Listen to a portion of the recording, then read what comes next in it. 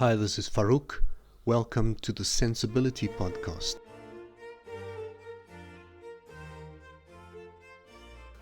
This is episode 5 and will help you be more productive while working from home.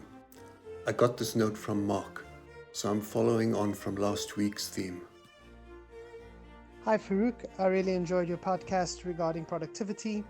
90% of my work during the day is using productivity tools to ensure that tasks get done, and some of the advice you've given was really insightful. Thank you.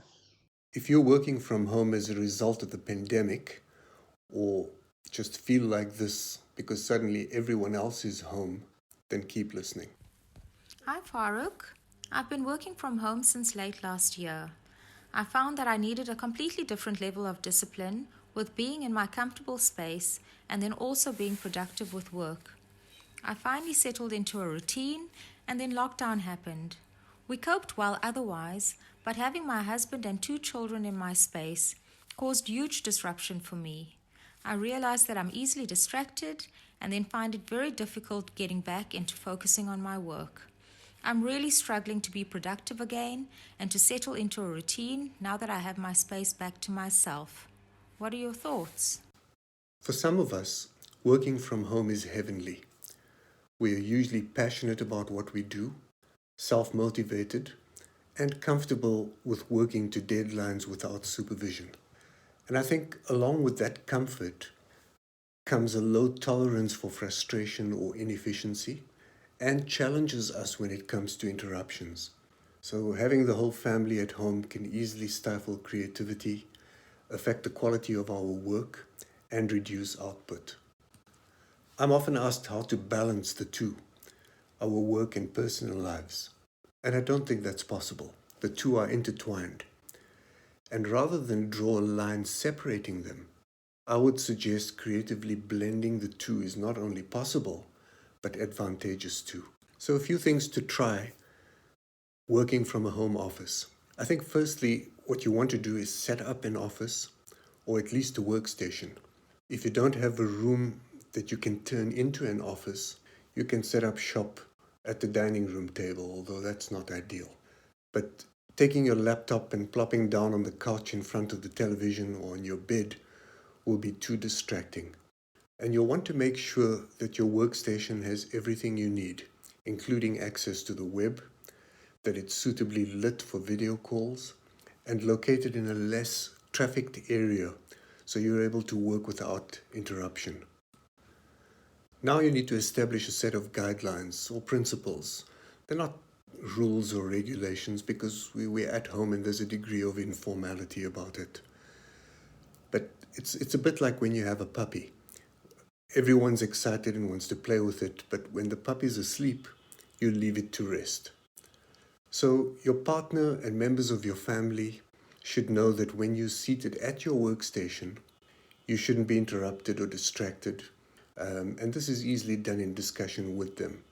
And you may need to realign some of their activities with your own so that the two are harmonious. While you're at it, set up notifications on your desktop and smartphone so that you're not continually interrupted while you're working.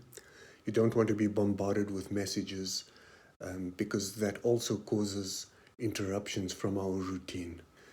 But at the same time, what you need to be is alerted in the event of an emergency or if a client or your boss needs you. Also consider things like internet usage. You don't want to lose your video link during an important meeting because someone upstairs has started streaming Netflix.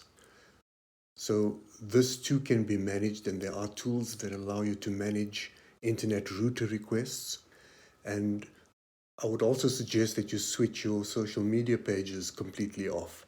So close the tabs in your browser to Facebook so that you're not interrupted by what your friends are up to while you're at work.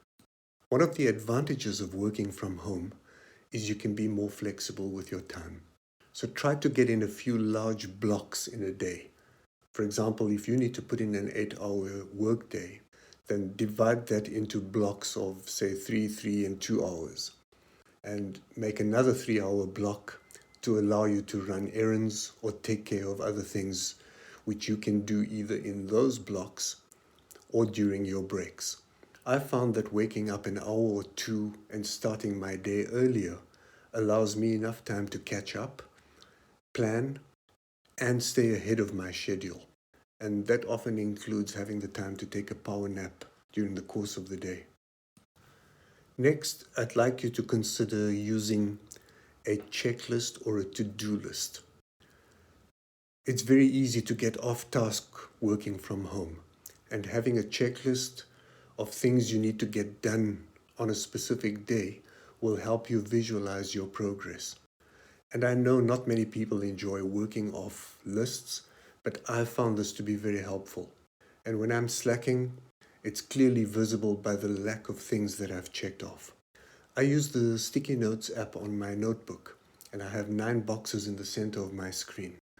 The things I need to do stay at me until they're done, checked off, or reprioritized and moved to a less urgent box.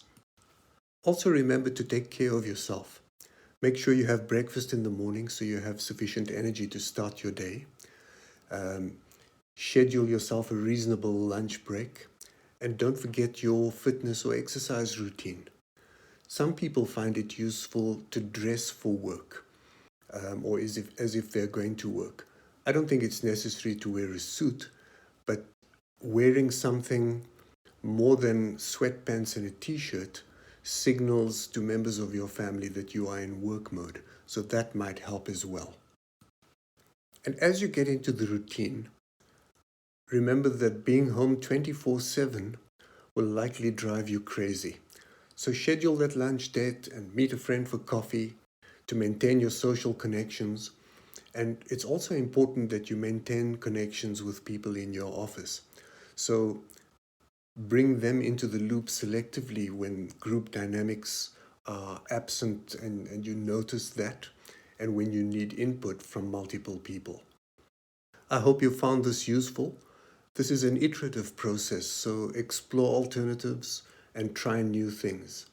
It's a challenging time for all of us, and it's been particularly hard on the kids.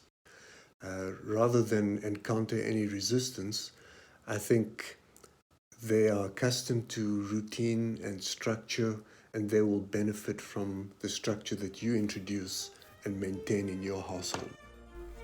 Thanks for listening, and until next time, take care of yourself, and if you can, someone else too.